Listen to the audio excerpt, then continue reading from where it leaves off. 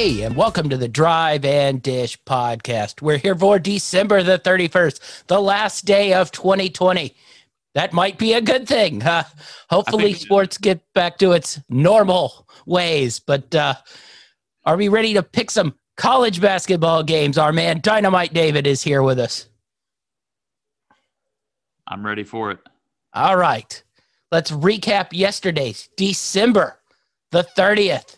Our man Dynamite, a 1-3 day overall. He lost Butler minus 6.5. Butler did not play well in that game. They were housed pretty much from the start. A actually very entertaining UNC Georgia Tech game, but UNC did not cover that game.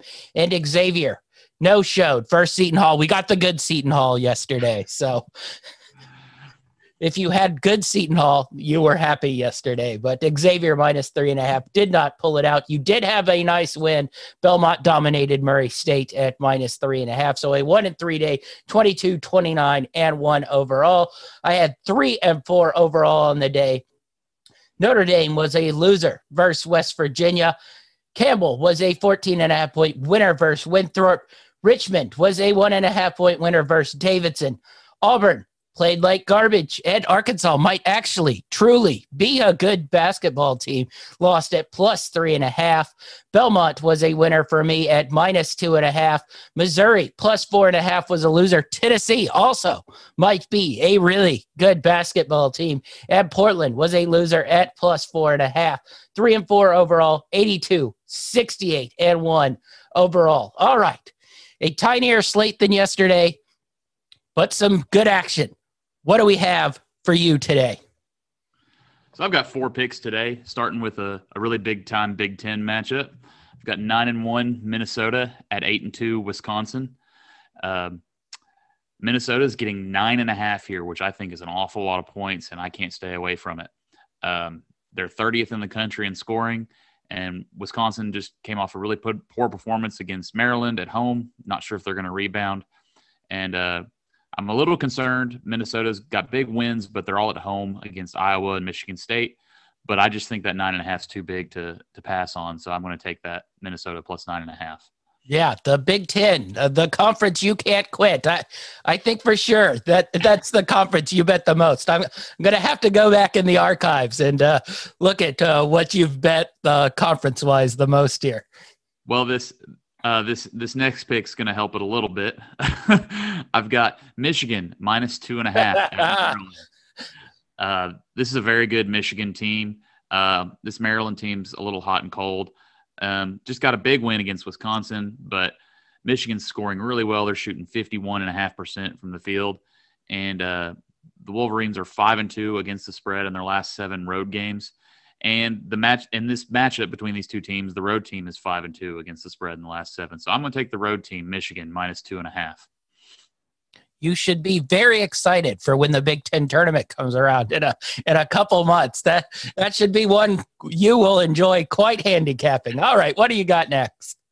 Next up, I've got Arizona minus 8.5 at Washington. Now, this is the first game for Arizona since announcing their 1-year postseason ban.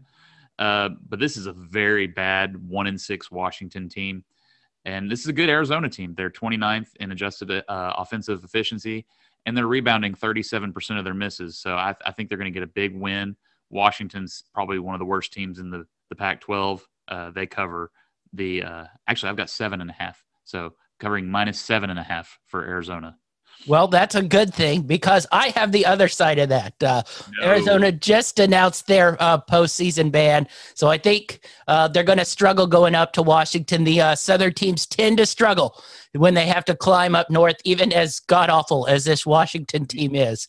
Have you watched this Washington team? Yes, I'm aware because I bet on them the first game of their season, and I believe they lost by about 40, and I was like, oh, they're going to be really, really bad this year.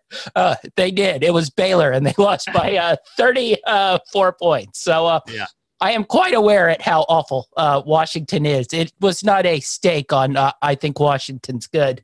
I just think we might get a little bit of a no-show from our boys in Arizona today. But we'll see.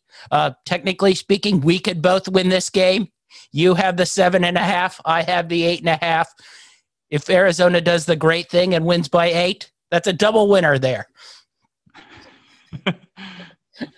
All right, what do you got next?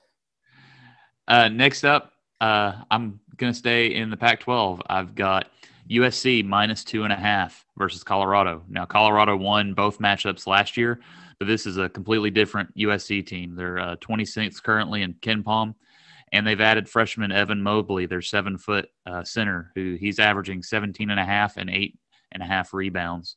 And I think USC covers the bucket at home in this one. All right. Some nice picks there. Okay, so we're going to me. I had 3 picks on the day. We already went over my first one. I have the other side of our man Dynamite David. I'm riding the Washington Huskies today.